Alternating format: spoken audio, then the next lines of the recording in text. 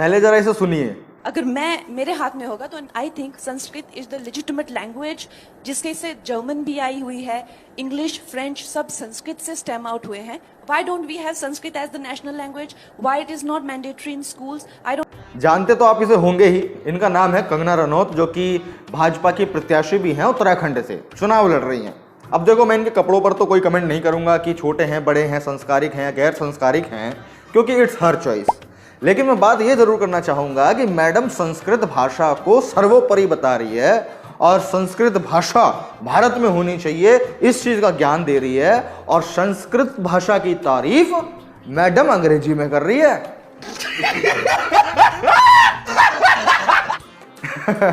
मतलब आप सोच रहे हो, चलो भाई, इस भारत की जो राष्ट्रभाषा है वो क्या है? वो हिंदी है। अब हिंदी में भी यदि ये बोलती, संस्कृत की तारीफ करती या संस्कृत को लागू करने के लिए बोलती, तो भी समझ में आता कि हाँ भाई चलो हिंदी भाषी है। अगली संस्कृत की तारीफ इंग्लिश में कर रही है। ये वो कंगना रनौत है जिसको आजादी जो है वो 2014 के बाद मिली थी, 2014 में मिली थी। भैया इलेक्शन का टाइम है और भाजपा का कहना है कि भैया बीजेपी होगी इस बार 400 पार, हर हर मोदी, घर घर मोदी।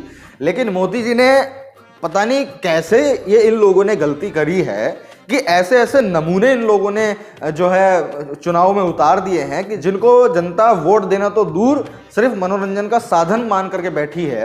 अब तक जिनको जो है लोग पूरे देश के प्रभु श्री राम मानते थे, भगवान श्री राम मानते थे, अरुण गोविल जी को उतार दिया भैया मेरठ लोकसभा से।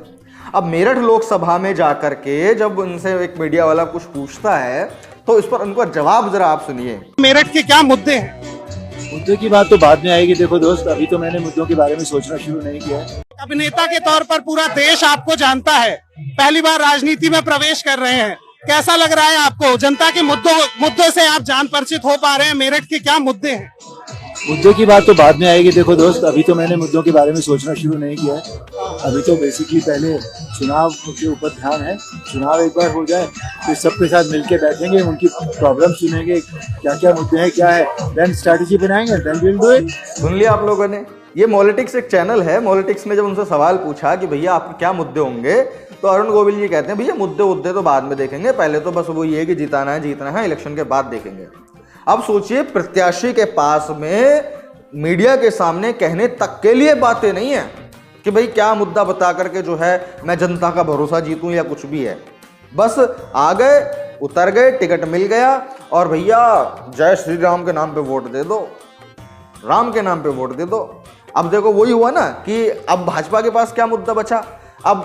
अब तक तो राम मंदिर का चलता था कि भैया राम मंदिर हम बनाएंगे, हमको वोट दो। अच्छा ठीक है, अब राम मंदिर बन गया। अब भाजपा बोली अरे यार अब क्या करें, अब क्या मुद्दा उठाएं, अब कैसे लोगों को सी बनाएं? तो लोगों तो फिर भाजपा को किसी ने सजेशन दिया होगा, अमित शाह जी हैं हमारे मास्टरमाइंड, उन्होंने बोला होगा चलो राम मंदिर तो बन गया, अब एक काम करते चुनाव में ही राम को उतार देते हैं और चुनाव में राम को देख करके लोग भावुक हो जाएंगे और चुनाव देंगे। अब इन्हें क्या पता था कि वो मात्र हंसी के पात्र बनकर के रह जाएंगे।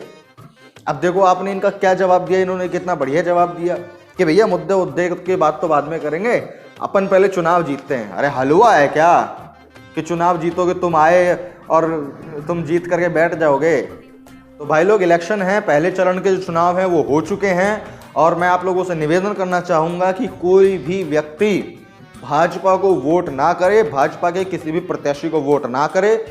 और बात रही मनोरंजन की, तो कंगना रनौत कल के बाद भी अगर चुनाव हार भी गई तब भी आपको मनोरंजन कराती रहेगी, ठीक है? तो उसकी चिंता बिल्कुल मत कीजिएगा, मनोरंजन आपका चलता रहेगा, बस इन्हें वोट मत दीजिएगा, इनको संसद में भेजने का काम मत कीजिएगा, बाकी मनोरंजन आपका सालों साल ये लोग कराते रहेंगे।